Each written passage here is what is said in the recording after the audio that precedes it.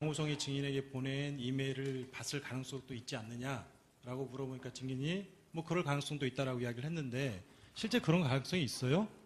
가능성이 있습니다. 아니 보통 이메일을 통해서 그 문서들을 공유를 하는데 그 이메일을 보려면 비밀번호나 아이디를 알아야 될 거 아닙니까? 그러면 다른 직원들한테 그 이메일이나 아이디를 알려준 거예요? 아니 비밀번호나 아이디를 알려준 거예요? 아니 그거를 뭐 켜놓은 상태일 수도 있고 뭐 그런 가능성이 있다는 거지 그 방법까지는 전 모르겠습니다. 아니 그러면 그건 물어볼게요. 그럼 직원들한테 비밀번호나 아이디 알려준 사실 있어요, 없어요? 뭐 있는 것도 있고 없는 것도 있습니다. 아 있는 것도 있다고요? 정호성 비서관하고 그 메일은 없습니다. 그러면 증인이 이메일을 켜가지고 볼 수 있는 상태를 만들지 않는 한은 다른 사람들이 보지 못할 거 아닙니까? 그렇죠. 켜놓은 상태도 있었으니까요. 그러면 증인 그렇게 그 정호성 비서관으로부터 받았던 문서들을 다른 사람들이 쉽게 볼 수 있도록 항상 그러고 다녔어요? 아니요. 그럼 그런 거 본 적 있어요, 없어요? 다른 직원들이 그거를 보는 걸 본 적 있나요, 없나요? 그거는 모르겠습니다. 그럼 본 적 없다는 거죠?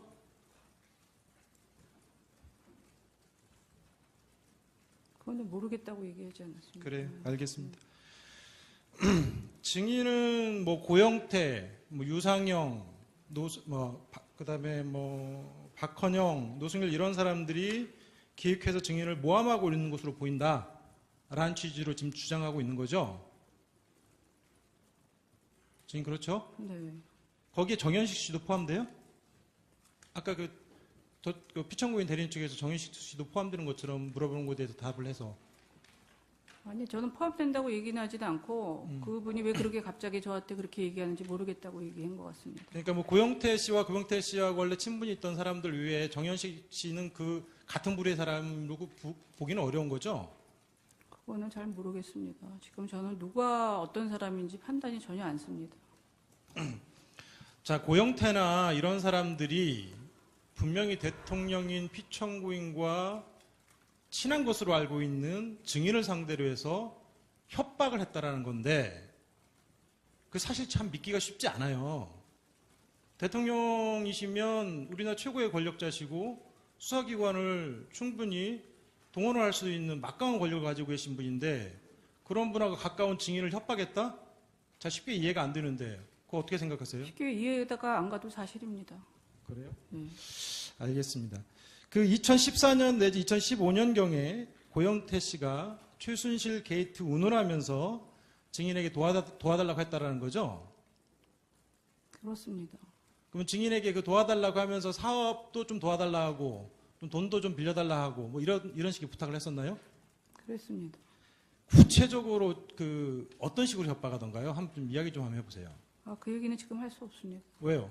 아니 최순실 게이트 운운하면서 증인을 협박했다라는 건데 그 구체적으로 이야기를 한번 해보세요. 왜냐하면 그 사람들의 그 뒷배경, 동기, 증인에게 불리하게 말을 하는 그 동기가 의심스럽고 아주 불순하다는 거 아닙니까? 그럼 그걸 정확히 말씀을 해주셔야죠. 그거는 그 사람이 그 이메일을 메시지를 보낸 게 있으니까 전화기를 한번 감청해 보시면 아실 겁니다. 여기서 전화기를 어떻게 감청하나요? 증인이 검찰 그거를 측에 얘기를 하면 증인이 협박을 받았기 때문에 가장 잘 생생하게 아실 것 같아요. 아니 제가 게이트를 한다고 얘기하지 않았습니까? 전체적인 기억은 확실히 안 납니다 지금. 그거는 확실히 받은 겁니다. 주인 그러면 그때 당시에 고영태나 뭐 이런 사람들을 공갈이나 협박으로 수사기관에 혹시 고소하거나 수사 의뢰하지 않았나요? 안 왔습니다. 왜 안 했죠? 아까 증인편에 의하면 살살 달래가면서 진행했다라고 이야기를 했어요. 왜 살살 달래죠? 증인이 아무런 이유가 협박당할 아무런 이유가 없는데 왜 살살 달래가면서 일을 진행한 거예요? 그거는 그렇게 얘기하시면 안 될 것 같습니다. 아니 증인의 표현이 약간 아니 살살 달래가 게이트를 만들겠다고 그러고 이런 일에 대통령 일이 이렇게 뭐 옷 만드는 것까지 지금 문제가 되니까 그런 문제들을 갖고선 그런 걸 얘기를 하니까 그렇게 된 거죠. 증인 그때 2014년, 2015년도는 현재 일들이 언론에 나오기 전의 상황이에요. 아니, 그거는 아니에요. 2015년도 그쪽은 이 언론 상황은 상관없이 그렇게 얘기를 했다니까. 그러니까 왜 증인이 살살 달랬냐고 전 물어보는 거예요. 아니 살살 달랠 이유가 없는 거잖아요. 만약에 증인이 소위 요즘에 논의되고 있는 언론에 나오고 있는 이 지금 헌재 재판 헌법재판소에서 논의되고 있는 이 일들에 대해서 부끄러움이 없다라고 하면 증인이 달랠 이유가 없잖아요. 아니 부끄러움이 없습니다. 그런데 그거를 가지고 문제 삼고 싶지는 않았습니다. 구체적으로 어떤 것들이에요? 그러면 어떤 것들이 외부에 알려지면 좀 문제가 될 거라고 생각했어요. 그거는 말하고 싶지 않습니다. 증인이 그렇게 이야기를 하면 증인의 말을 믿기가 어렵잖아요. 지금 잘 설명해 주셔야 다 이해를 할 거 아닙니까?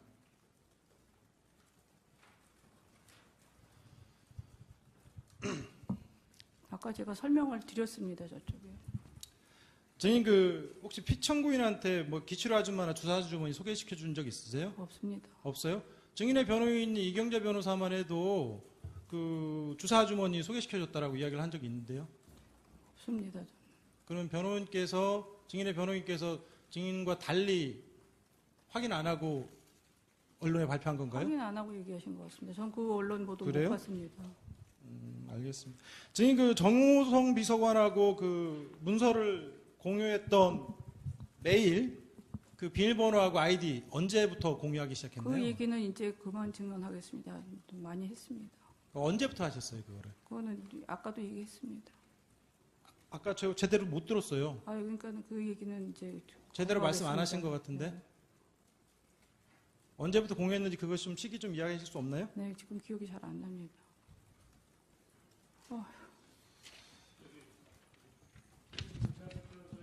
질문하신 거에 관련돼서 한 가지만 좀 물어보겠습니다. 증인, 네. 그 노승일 부장이 그 청문회 때 얘기를 한 게 있는데 그때 무슨 얘기를 했냐면은 노승일 자기가 그 증인의 컴퓨터에 들어가지고 파일을 하나 다운받은 게 있대요. 그리고 증인이 노승일의 컴퓨터를 잠깐 쓴 일이 있었는데 그때 증인이 노승일의 컴퓨터에다가 그 파일을 하나 넣어서 그것도 하나 다운받았다. 그래서 여기서 하나 두 개 파일을 받아서 갖고 있다. 이렇게 얘기한 적이 있거든요. 노승일이가 그렇게 증인의 컴퓨터에 가서 다운을 받은 일, 그리고 증인이 노승일의 컴퓨터에 들어가서 작업을 하면서 거기다 파일을 하나 남긴 일이 있었습니까? 그거는 모르겠습니다. 저는 노승일 씨 컴퓨터를 쓴 기억은 별로 없는 것 같아요. 노승일이 거기에 대해서 자기가 처벌까지 받겠다 이렇게 각오를 했는데 증인은 그런 얘기 들어본 적 없습니까? 네. 그리고 지금 그 협박을 그거는 잘 모르겠습니다. 저희도 묻고 나서 좀 나중에 좀 하셨으면 좋겠는데 순서가 있으니까요. 아니 증인 우리 문 변호사님 말씀하신 거에 대해서 내가 지금 다시 정 변호사님, 지금 논점에서 벗어나는 지금 질문을 하고 계시는데 지금 아니, 한참 신문하다가 지금 중단을 시켜놓고 하고 계시거든요. 파일을 안 그러니까 받았다고 이제- 얘기를 됐어요. 그런 충분히 지금 논의가 됐으니까 계속 빨리 마무리를 하세요. 네, 예? 알겠습니다. 자, 증인, 그 미르재단과 관련해서 아까 증언하실 때 이성환하고 차은택 씨가 문제가 있었다라는 식으로 이야기를 하셨는데 그 실제 뭐 어떤 문제가 있었나요? 그거는 나중에 다 밝혀질 것입니다. 이것도 하나의 이거를 헌법재판소에서 밝히는 과정이에요. 네, 너무 그거 정확히 지금 무슨 문제였던지 좀 말씀하시기 어려운가요? 네. 지금 그 문제를 대통령께 보고는 안 드렸는데 대통령께서 이미 알고 있었던 것으로 생각한다라고 이야기를 하셨거든요. 그것도 맞나요? 모르겠습니다. 그렇게 얘기하는 거. 알겠습니다. 마지막으로 하나만 더 묻도록 하겠습니다. 증인 오늘 그 특검에서 이재용 삼성전자 부의장을 대해서 구속영장을 청구한 거 혹시 알고 계시나요? 모르고 있습니다.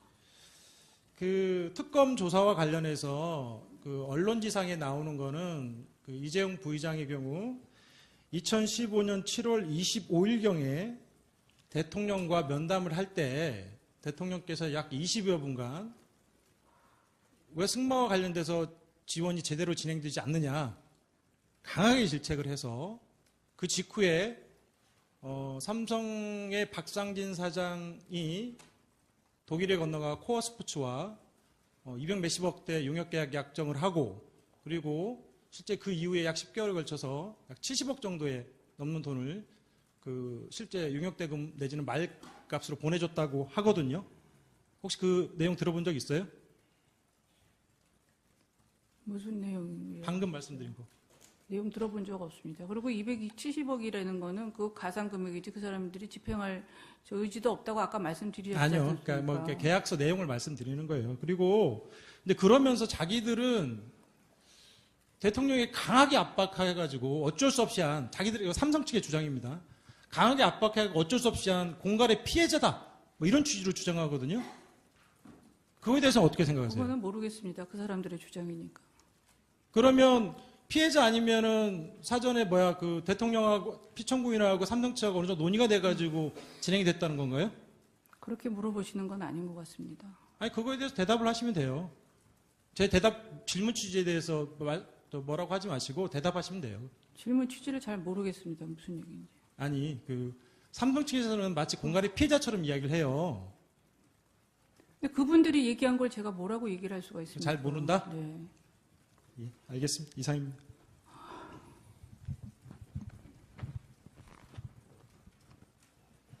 최규진 변호사, 한 세 가지만 질문하도록 하겠습니다. 증인 아까 자꾸 엮였다는 말씀을 많이 하시던데 제가 어디서 들어봤나 했더니 우리 대통령께서 연초 기자회견 하실 때도 그런 말씀을 쓰신 것 같아서 또 혹시 뭐 교감을 했나 잠깐 의심했는데 그거는 뭐 아닐 거라고 믿고, 증인 검찰 수사 받을 때 폭행, 협박 이런 입에 담을 수도 없는 말을 많이 들었다고 했는데 저희가 증인이 검찰 수사에서 진술했던 내용들, 오늘 증언했던 내용들 열심히 듣고 읽었는데 거의 다르지는 않거든요. 앞에 계신 이 자리도 그렇게 무섭고 수치스럽고 그런가요?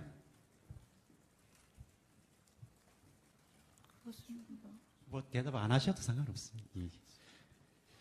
그 다음에 의상실, 신사동에 있는 의상실에 대해서 하나 여쭤보겠습니다. 신사동 의상실은 증인이 운영한 게 아니라고 그러셨나요? 더 이상 답변을 안 하겠습니다. 고영태 씨가 운영을 했다고 진술하셨나요? 그건 어느 의사실인지 잘 모르겠습니다. 진술 거부한다고 제가 받아들이고 하나만 더 자꾸 확인하지 마시죠. 예, 하나만 새로운 걸 물어보시죠. 예.